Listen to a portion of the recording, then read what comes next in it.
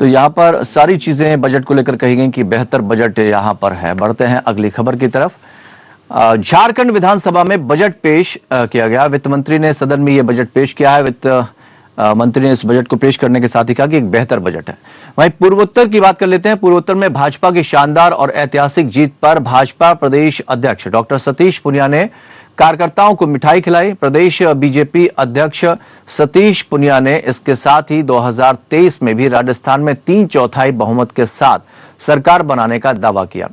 जीत का श्रेय पीएम मोदी को देते हुए सतीश पूनिया ने कहा कि जिस पूर्वोत्तर में सूर्य भगवान का उदय होता है, वहां प्रधानमंत्री श्री नरेंद्र मोदी के नेतृत्व में प्रचंड कमल खिलना यह साफ संकेत है 2024 में एक और बड़ी ऐतिहासिक जीत के साथ नरेंद्र मोदी तीसरी बार प्रधानमंत्री बनेंगे।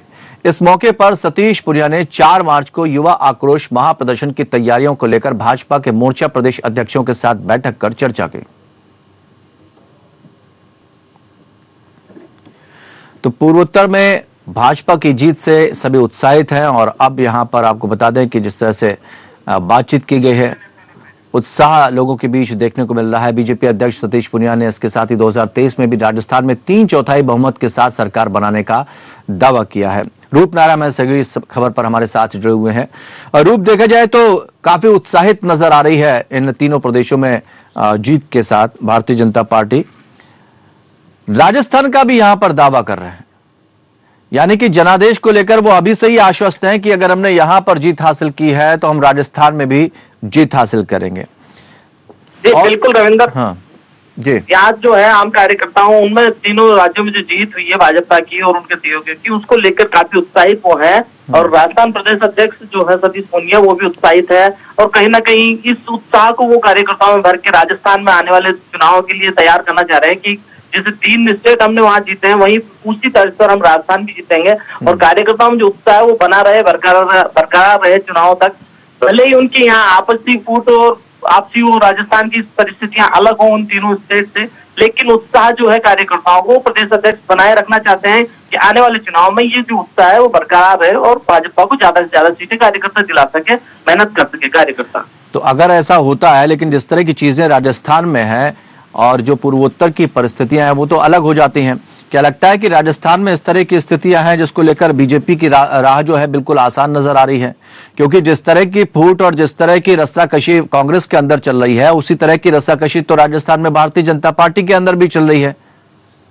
ये बात सत्य है कि वो परिस्थितियां अलग है और राजस्थान की परिस्थितियां अलग है। राजस्थान में खुद भाजपा में अब कई गुट हैं और कई मुख्यमंत्री बनने के दावेदार हैं, उनके अपनी अपनी पकड़ और अपने अपने रिश्ते बने हुए हैं। अभी मैं अगर बात करूं तो राजस्थान विधानसभा घेरने की बात भाजपा कर रही है, लेकिन उसी दरमियान पूर्व मुख्यमंत्री वसुंधरा राजे और उनके सहयोगी उनका जन्मदिन जो है सालासर में मना रहे हैं। तो ये फूट जो है भाजपा की उजागर हो रही है, सामने आ रही है, जनता देख रही है कि भाजपा में भी वही फूट है जो कांग्रेस पार्टी में है। लेकिन एक चीज, तो कहीं ना कहीं एक बात और जानना चाहेंगे, क्योंकि नेटवर्किंग बहुत अच्छी है और तालमेल के साथ काम होता है, ऊपर से 2 आदेश भारतीय जनता पार्टी के शीर्ष नेतृत्व से उनको मिलता है, वो नीचे तक पहुंचता है और ये बाकी दलों के साथ नहीं देखा जा रहा। और यही शायद भारतीय जनता पार्टी की जीत का कारण भी बन रहा है और इसीलिए वो उत्साहित भी नजर आ रहे हैं कि हमारे आपसी मतभेद तो अलग बात है, लेकिन ओवरऑल हमें जीत मिलनी चाहिए। इसके साथ ये भी जानना चाहेंगे, क्योंकि सतीश पूनिया ने यह कहा कि 4 मार्च को युवा आक्रोश महाप्रदर्शन की तैयारियों को लेकर भाजपा का जो मोर्चा है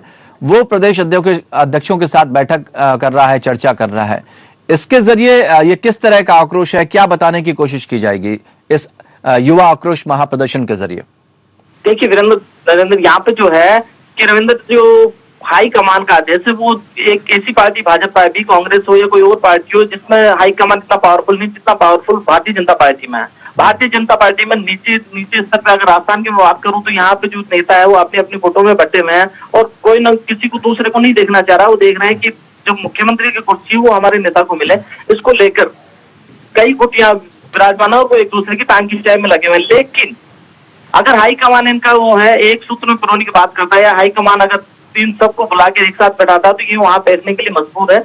इनको कहीं ना कहीं हाईकमान का डर तो है ही है, जो डर कांग्रेस में और अन्य पार्टियों में दिखाई नहीं दे रहा। एक प्लस पॉइंट ये बनता है भारतीय जनता पार्टी के लिए। आपकी बात करूं मैं यहाँ पे विधानसभा घेराव की, तो विधानसभा घेराव जो कांग्रेस की गवर्नमेंट की नीतियां हैं उनके खिलाफ है। इनको लेकर वो विधानसभा घेराव भले ही 4 तारीख को कर रहे हो, लेकिन वहीं पे 4 तारीख को मुख्यमंत्री वसुंधरा राजे के जो निकटतम नेता है भारतीय जनता पार्टी के, जो पूर्व विधायक है, वर्तमान विधायक है, कई लोग ऐसे लगे हुए हैं जो ज्यादा से ज्यादा जनसंख्या में लोगों को सालासर पहुंचा के वसुंधरा राजे की ताकत दिखाना चाह रहे हैं। वहीं पे कहीं ना कहीं प्रदेश अध्यक्ष पूनिया को भी लगता है कि अगर वसुंधरा राजे की वहां ताकत दिखी तो मैं कमजोर पड़ूंगा। इस चीज को लेकर वसुंधरा राजे के साथ साथ यहाँ पे जो है पूनिया विशेष मेहनत कर रहे हैं कि जो घेराव है उसमें जितने भी विधायक हैं वो सारे के सारे यहाँ घेराव में पहुंचे, ना कि वहां पे सालासर में पहुंचे। ये गुटबाजी जो है वो खुलकर उभर कर सामने आ रही है। फिलहाल देखना ये है कि हाईकमान इस पर क्या रिएक्ट करता है। बिल्कुल, फिलहाल तो एक आ जाता है, जोश है और जश्न भी है। बहुत बहुत शुक्रिया तमाम जानकारी देने के लिए रमेश्वर।